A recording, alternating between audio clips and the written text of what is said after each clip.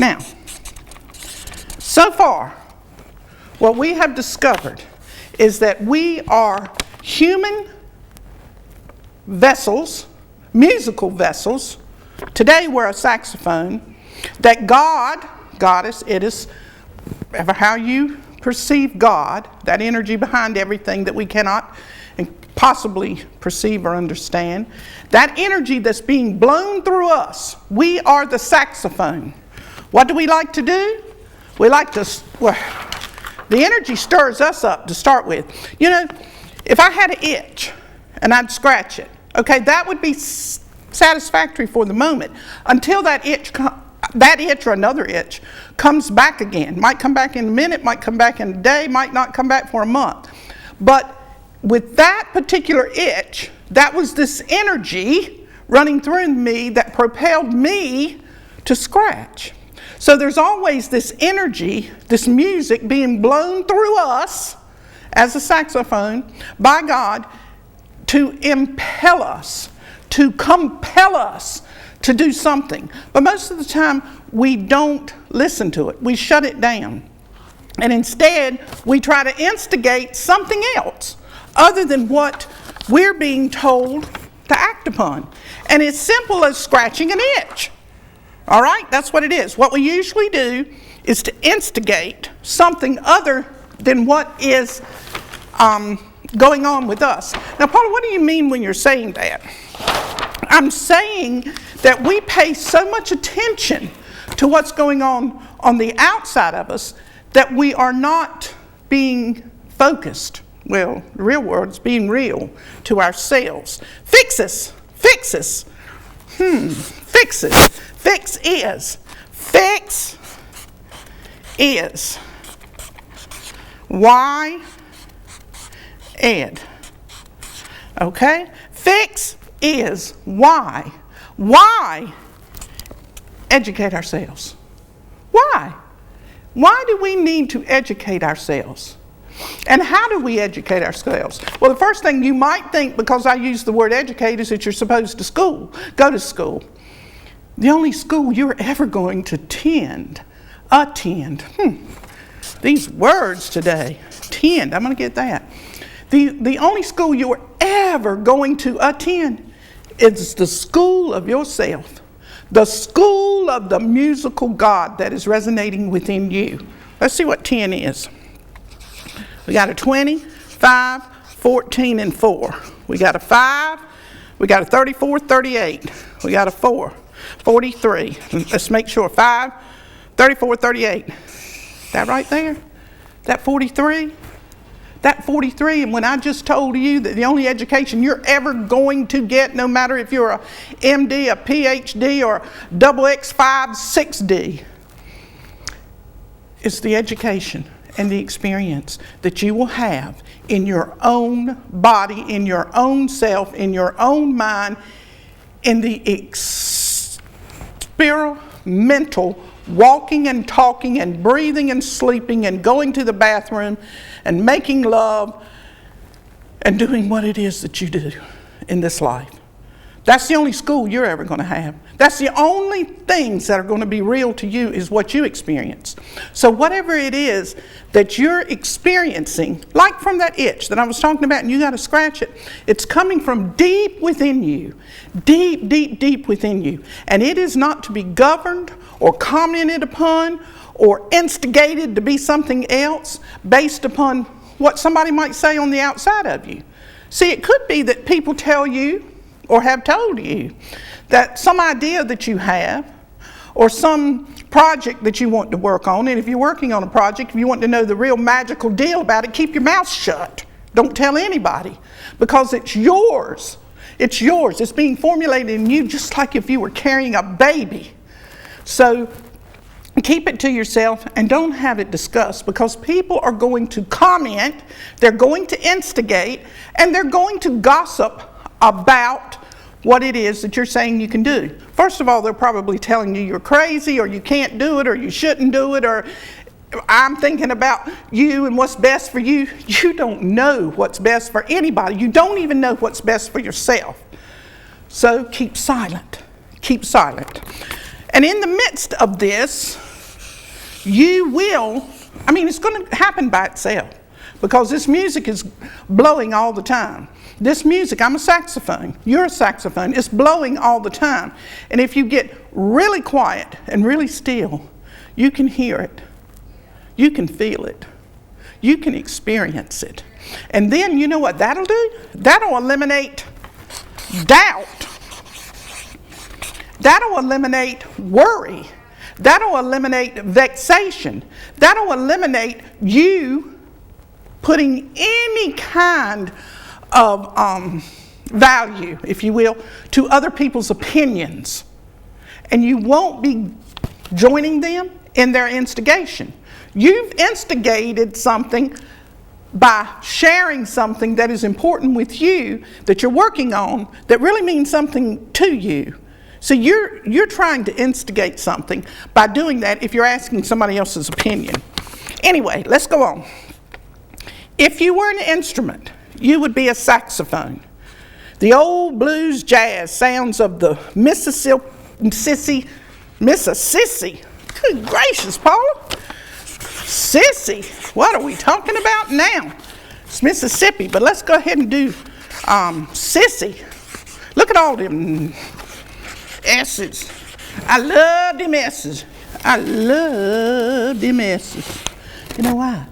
That's just like the sound that flows through that saxophone.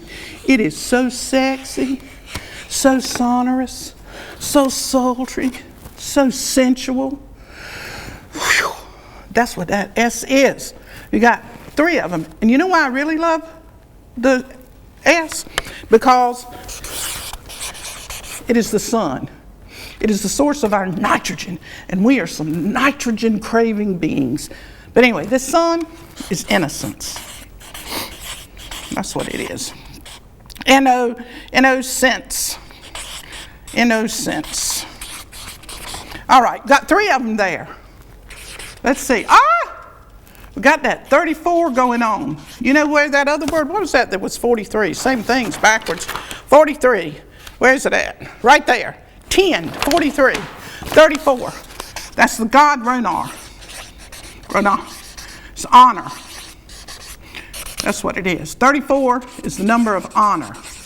So we're talking about, and you thought sissy was something bad? You know, you've always been told, probably, you're a sissy. You know, we get such ideas attached to words and we immediately assume whatever we've been told and we start acting not where we are or what we're doing or whom we're with at the moment and whatever it is we're engaged in. When we hear these words that have these meanings attached to them, we're drawn back to the very first time we ever heard it, which might have been 6 or 7 years old. But anyway, the next time you hear sissy, I want to be a sissy. It's full of honor. Are you full of honor? Let's go. And it's got three innocence, 3 times innocence in this word. Okay, but anyway, let's go. 19. 57. 57, there's that 12 again. There's that 3, there's that communication. We're still trying to communicate. We're still trying to communicate effectively. Communicate effectively. Now, what does effectively mean? That I'm not trying to impress you and that I'm not interested in you impressing me. That is the real communication. That is me scratching an itch and taking care of it. That is me taking care of my business and not looking to you to try to fulfill me or to do something to elevate me, to praise me. You know, all of that is manipulation. That's all it is.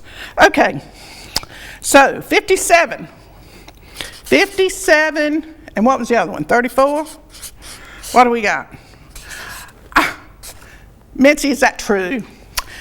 Is that true? Have we come slam, bam, back around to a 9? Is that what we've done? Have we come all the way around and slammed back around to the beginning of saxophone, which is the double 9? Have we? And what was it? 81, the personality. The personality. See, I'm a vehicle, you're a vehicle, that's all. This ain't real, but we put a lot of emphasis on this body I'm talking about. It's the sound. That saxophone, if you lay it down, it's not going to make a sound. You got to blow through it, and you got to manipulate those little buttons to make those sounds come out in a certain pattern. That is exactly what's happening with God running through us. We are being manipulated. We're being made love to, if you will, by the ineffable God. So yes, here we are, Mitzi, all the way back around to a 9. The human, you know, that stands for God. Do you know that? Hugh. That's another word for God. So in essence, we are God men. But we're musical. We are musical vessels. And we are filled. What are we filled with? Let me go back here. I love those words, whatever they were. We were filled with fixes and wired. All right? We're filled with fixes and wired. Okay? So we have got fix, why? Okay? Why are we trying to fix anything? Really, really tell me. See, because the truth is, it is so hard for you to want anything. You don't need nothing. Did you hear that? You don't need nothing. You were born complete, you'll die complete. There's nothing that you need. And to want something, it is almost impossible to make yourself want something. But we spend our entire lives instigating these events, situations, relationships, people, places, things, ideas, trying to convince ourselves we do want something. We don't want anything. So why are we trying to fix anything? Everything is perfect. Is Ed? I just saw it, Mitzi. Did you see it? I got to sit down. I probably ain't going to. Did you see it? Do you see it? Because what? Wait a minute. It's on this other page. Where did it come from? Death and transformation. Oh, it comes from the very word, right? Fixes. What happens? What happens to all of us? D-I-E-S.